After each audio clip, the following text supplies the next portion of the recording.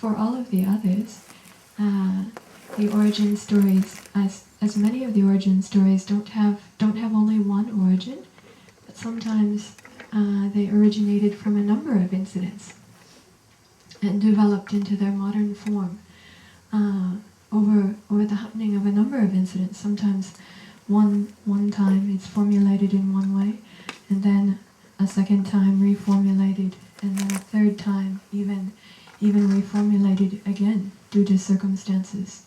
And then we see that final form. But we understand that final form happened later in time, according to the story, yes?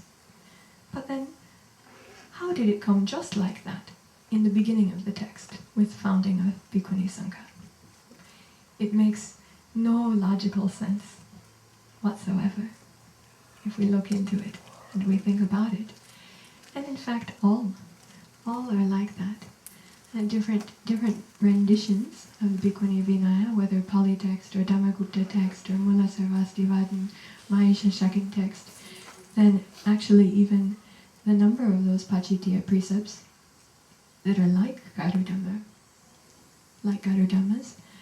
they vary. They're not all the same. None of them equals 8. It's a very kind of a mysterious situation. How did this happen? If the Vibhanga is true, we understand these are things that happened over time, perhaps during the Buddha's lifetime, and then we have these stories of how they happened.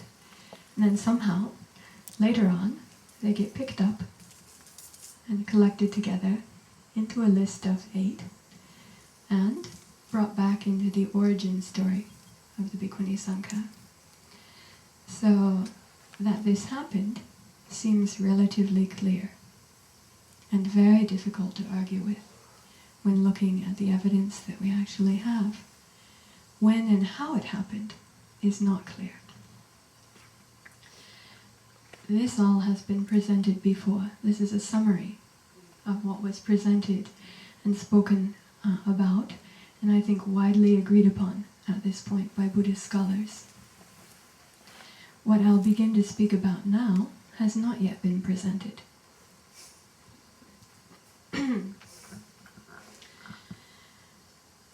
A few months back, I got some intestinal illness, and for about 1 month could not get out of bed because I was so ill. So I spent that time in meditation, mostly Asubha meditation, because the body was very, very Asubha at that time. And also, I took the time to do some reading and a further study of Vinaya. I had noticed one time in earlier study, in reading, I think it was Mahavagga, I had noticed that there was mention of Bhikkhu Garudhammas in Pali text. I saw just that one place. I thought, that's interesting. What is that? And then I determined next time I have some time, next time I have the chance, I want to look into this more deeply. So at the time of my illness, when I couldn't get out of bed, then I asked my friend in monastic life, please can you bring me all of these Pali text books and bring them and set them next to my bed? And when I have energy, when I have strength, I want to read a little more and look into this question. So I began to read further, looking for this in particular, and I wondered, I've read these texts before, why did I never notice this? This is very curious, this is very peculiar. What I found is, in Mahavagga, another at least 6 instances of there being mention of both the Bhikkhu Garudhammas and Bhikkhu and Bhikkhuni Garudhammas equally.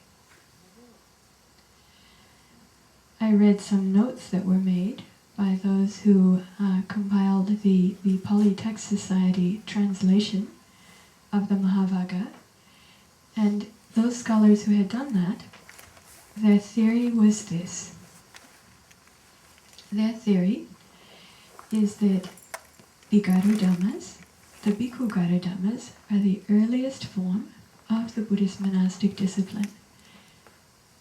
When we look at their content and the way that they're worked with, the way that they're managed with in Vinaya, as we still have this section in Mahavagga, it's very similar to Sanghadisesa or Sanghavaishesha, almost identical to the form of how we process with Sanghadisesa. So they made the theory, we think this is a very early form of Vinaya. In this case, Garudhamma just means a heavy or weighty offense. Something, and if I quote from Mahavagga, the way it's described, is something never to be transgressed in one's life. The exact same phrasing as is used in the ordination of Mahapajapati Gautami.